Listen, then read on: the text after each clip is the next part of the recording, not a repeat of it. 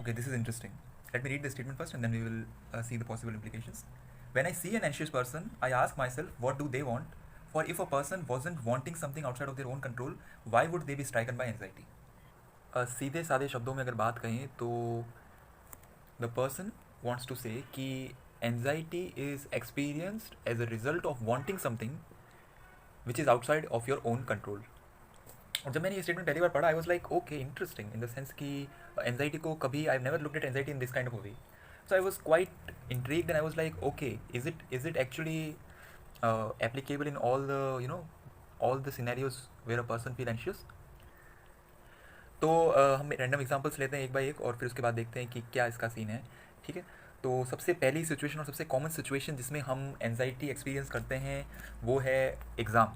ठीक है, एग्ज़ाम के टाइम में जब हम एंशियस फील करते हैं तब अकॉर्डिंग टू द पर्सन जिसने ये बात कही है हम एनजाइटी एक्सपीरियंस करते हैं इस वजह से क्योंकि हम दिमाग में कुछ ऐसा चाहते हैं जो हमारे कंट्रोल के ही बाहर है.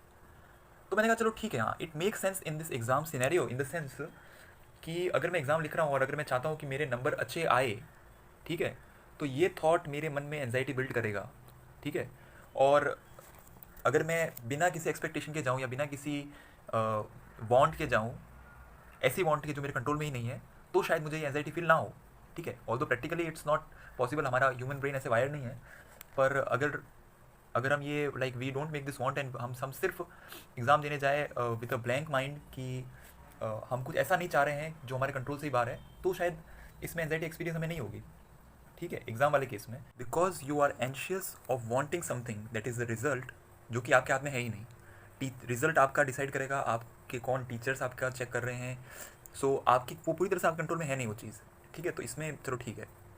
दूसरा एग्जाम्पल मैंने जो लेता हूँ जो जिसमें हम जनरली एंशियस फील करते हैं वो बेसिकली कोई स्टेज प्रेजेंटेशन है या फिर हमें एक बेसिकली लोगों के सामने बोलना है. ठीक है, तब हम जो नॉर्मली वी फील एंशियस, तो तब भी मैं अगर ये वाला ऑथर के हिसाब से बोलूँ कि मैं एंशियस इसलिए फील कर रहा हूँ क्योंकि मैं कुछ ऐसा चाहता हूँ जो मेरे कंट्रोल के ही बाहर है. तो मैंने कहा सही है, अगर मैं लोगों के बारे में नहीं सोच रहा हूँ, अगर मैं ये नहीं सोच रहा हूँ कि मेरे प्रेजेंट परफेक्ट जाए और लोग मुझे वैलिडेट करें, तो शायद मैं एंशियस फील ना करूँ.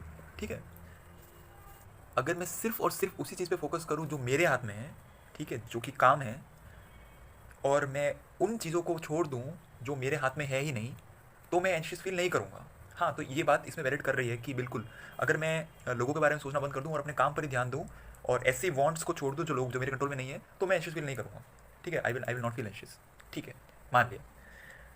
पर उसके बाद में मैंने कुछ और मैंने थोड़ा और सोचना चालू करा. मैंने कहा कि अगर ये बात सच में सही है तब तो इट्स मेरे लिए भी एक बहुत ही इट्स अ सरप्राइज़ कि यार इतनी शानदार और अच्छी चीज़ और मेरे दिमाग में आई भी नहीं अभी तक. ठीक है, पर फिर मैंने कुछ और एनजाइटी के एग्जांपल्स लिए. ठीक है, एक एग्जांपल देता हूँ मैं आपको एनजाइटी का.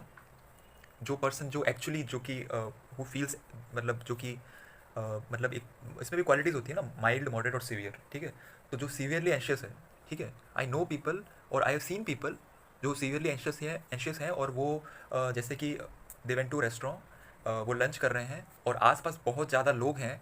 So because of the crowd they start feeling anxious. उनकी हार्ट बीट तेज़ हो जाएगी, उनका ब्लड प्रेशर बढ़ जाएगा, they will start sweating and they will have all these symptoms और ये उनके कंट्रोल के बेसिकली बाहर है. एनजाइटी होता क्या है? Anxiety is basically fear of those things which are irrational to others. जो कि अब जैसे कि मैं बैठा हूँ पर मुझे लग रहा है कि भाई आसपास लोग जा रहे हैं, इसमें इसमें एंशियस होने की क्या बात है. पर एनजाइटी वही तो है जो तुझे इरेशनल लग रहा है, जो नॉर्मल व्यक्ति को इरेशनल लग रहा है, लेकिन उसके लिए वो फियरफुल है. That is anxiety, right? तो इसको आप इस चीज़ से कैसे एक्सप्लेन करेंगे? यहाँ पर मैं किसी से भी कुछ नहीं चाह रहा हूँ. I don't have any want जो कि मेरे कंट्रोल में नहीं है.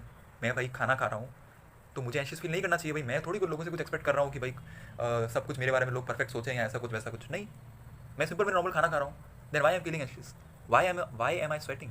वाई मेरी हार्ट बीट बढ़ रही है? ऐसा क्यों हो रहा है? ठीक है, एंशियस पर्सन के साथ जो सीवियरली एंशियस है उसके साथ होता है ऐसा. और डेली बेसिस उसको इस तरह की चीज़ फेस करनी पड़ती है. और एग्जांपल मैं आपको दे देता हूँ जहाँ पर ये वांट वाला जो बोलते हैं कि भाई it is experience as a result of wanting something which is out of your own control. उसकी धज्जियाँ उड़ जाती है. जैसे आप मान लो कि एक there is a person who is basically a victim of assault, of a molestation और वट एवर. ठीक है, ही और शी हुएवर, वो बंदा या बंदी उसको बाहर जाने में भी डर लगेगा, लाइक असॉल्ट होने के बाद में उसको बाहर जाने में भी बहुत ही ही और she will feel anxious and all these stress and all. तो इसमें वो वांट वाली बात कहाँ आ गई भाई, मतलब इसमें मैं इसमें ये वाली बात वैलिड नहीं करती ना। That is a real thing भाई, जो हो रही है उस बंदे के साथ डेली बेसिस पे, जिसका इस बात से कोई संबंध नहीं है कि मैं जो विक्टिम जो है वो चाह रहा है लोगों से कुछ ऐसी चीज़ जो उसके हाथ में नहीं है, ऐसा कुछ इसमें कुछ वैलिड नहीं कर रही है, ठीक है। और एक एग्जांपल देता हूँ आपको मैं, anxiety experience as a result of teasing, as a result of facing teasing by other people. जैसे कि आप क्लास में हो, क्लास में बैठे हो और आपके साथ कोई छेड़छाड़ कर रहा है, डेली कर रहा है, और आप कुछ नहीं कर पा रहे बेसिकली, ठीक है। तो आप धीरे धीरे you will start developing these anxiety and these fear, particularly उस ग्रुप से या उस पर्टिकुलर बंदे से जो इस तरह की चीज़ें कर रहा है, जो आपको टीज़ कर रहा है बेसिकली, ठीक है। अब यहाँ पर तो मेरी तो कोई वांट्स नहीं है ना, मैं थोड़ी कुछ चाहता हूँ कि भाई कुछ कुछ हो मेरी, लाइक वो तो सामने ऐसी सारी चीज़ें जहाँ पर एनजाइटी उस पर्सन से नहीं, उसके आसपास के सराउंडिंग फैक्टर्स की वजह से हो रही है, वहाँ पर ये वाला स्टेटमेंट वैलिड करता ही नहीं है, ठीक है।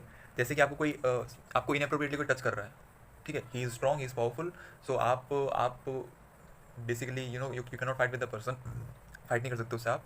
तो आप अंदर के अंदर आप you will start developing these anxious thoughts and fearful thoughts and all, जिसका like it has nothing to do with wanting or something, तो या ये चीज़ें मुझे लगा कि सामने रखनी चाहिए। या ये आई ऑब्वियसली फील कि अगर मैं लोगों से कुछ चाह रहा हूँ जो कि मेरे कंट्रोल के बाहर है, जैसे कि बिल्कुल एक बहुत बड़ा एग्जांपल, जैसे कि आप कॉम्पिटिटिव एग्जाम की तैयारी कर रहे हो और अब मैं इसमें चाह रहा हूँ कि मैं प्रूव करूँ, मतलब बहुत सारे लोगों को या फिर समाज को या किसी को भी, ठीक है, ये मेरी तरफ से एग्ज़ाम में रिजल्ट अच्छा आना या नहीं आना पूरी तरह से मेरे हाथ में है ही नहीं।